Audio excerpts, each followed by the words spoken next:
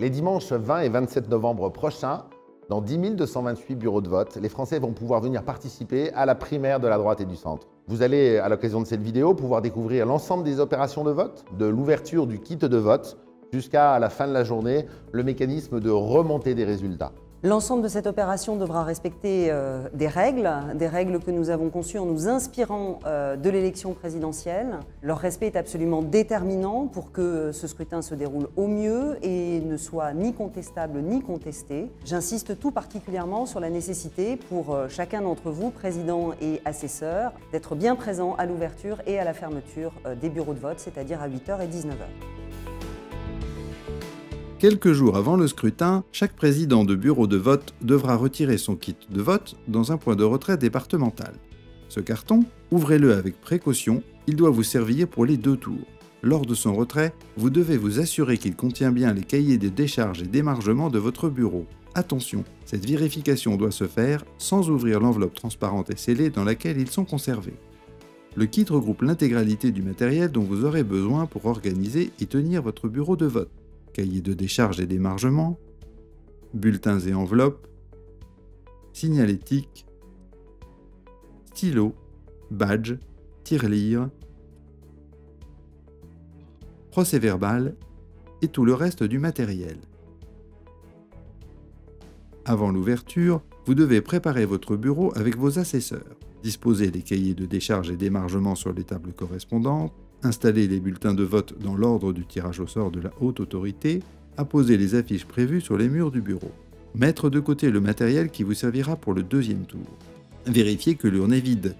La sceller à l'aide d'un cadenas ou du collier de serrage cranté fourni dans le kit.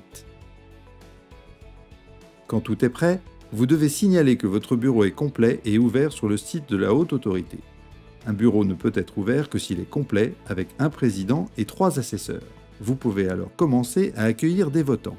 La disposition du bureau de vote doit permettre une circulation fluide des électeurs pour garantir la sérénité et le secret des votes. Tous les bureaux ouvrent à 8h. Vous devrez à midi et à 17h communiquer la participation via la même plateforme. En cas de problème, un centre d'appel sera mis en place pour vous accompagner. Le votant se présente à la table de décharge. L'assesseur vérifie son identité et s'assure qu'il est bien inscrit sur la liste électorale du bureau. Après s'être acquitté des 2 € de participation aux frais d'organisation, il signe le cahier de décharge, s'engageant à partager les valeurs républicaines de la droite et du centre.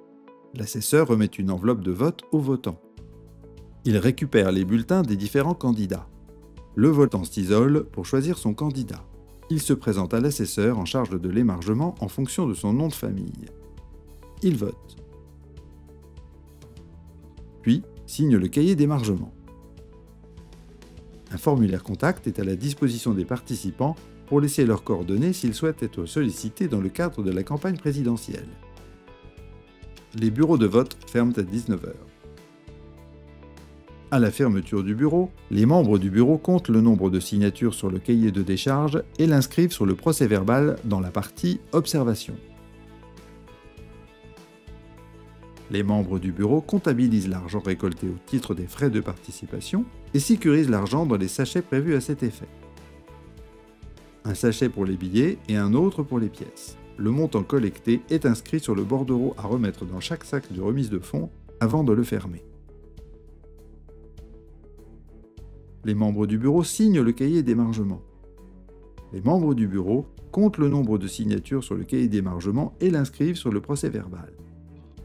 Les cahiers de décharge et d'émargement sont ensuite rangés avec les formulaires contact dans l'enveloppe sécurisée prévue à cet effet. Les scrutateurs ont été choisis parmi les représentants des candidats ou des votants. Le président compte le nombre d'enveloppes dans l'urne, il doit correspondre à l'émargement. Tout écart est porté au procès-verbal. Les enveloppes sont ensuite regroupées par paquet de 100 dans une enveloppe cachetée. Si le dernier paquet compte moins de 100 enveloppes, le nombre doit être indiqué sur le contenant. Le président répartit les enveloppes de centaines sur les tables de dépouillement sur lesquelles ont été préalablement disposées des feuilles de dépouillement.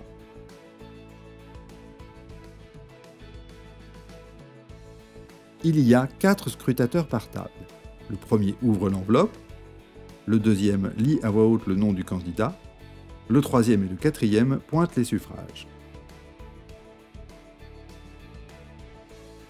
Les résultats par candidat sont reportés au PV.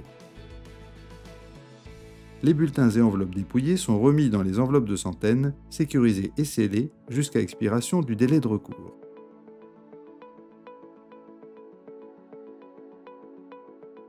Le président communique les résultats via le site dédié par smartphone ou tablette.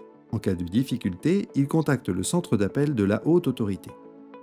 Un SMS de confirmation est envoyé à l'ensemble des membres du bureau et des délégués des candidats contenant les résultats et le code de confirmation à inscrire sur le PV avant de le signer. En cas d'erreur, le président a 30 minutes pour demander une rectification au centre d'appel et un nouvel SMS sera envoyé aux membres du bureau et aux délégués des candidats. Les assesseurs peuvent envoyer par mail une réclamation à la haute autorité en indiquant leur numéro de bureau de vote et code de confirmation qu'ils auront reçu par SMS avec les résultats. Une fois que tous les membres du bureau sont d'accord sur les résultats transmis, le code de confirmation doit être inscrit sur le procès-verbal avant qu'il soit signé par tous les membres du bureau. Une fois signé, un exemplaire du procès-verbal est introduit dans l'enveloppe sécurisée contenant les cahiers de décharge et l'émargement, ainsi que les formulaires contacts. L'autre exemplaire du PV est conservé par le président. Le président quitte le bureau de vote avec le matériel de vote, les enveloppes scellées et les sacs de remise de fonds. Dès le lendemain, le président dépose les frais de participation auprès de la banque partenaire de l'opération à l'aide du mandat compte fourni dans le kit de vote. Si le mercredi suivant le tour de scrutin, aucune réclamation qui concerne son bureau n'a été déposée auprès de la haute autorité, le président détruit les enveloppes et bulletins utilisés.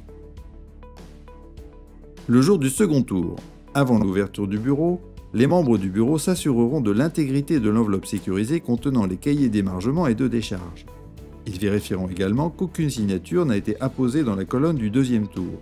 Toute atteinte à l'intégrité des cahiers d'émargement et de décharge entre les deux tours doit être immédiatement signalée à la haute autorité. À l'issue du vote et du dépouillement, les cahiers d'émargement et de décharge sont envoyés à la haute autorité. Elle s'assurera de la destruction des cahiers sous contrôle d'huissier. À l'exception de ceux qui auront volontairement laissé leurs coordonnées, aucune donnée personnelle d'aucun votant ne sera conservée. Nous voulons remercier les 10 228 présidents de ces bureaux de vote, l'ensemble des assesseurs, l'ensemble des Français qui vont se mobiliser pour tenir ces bureaux de vote, l'ensemble des bénévoles. Un immense merci pour votre mobilisation sur ces 2 dimanches, nous comptons sur vous.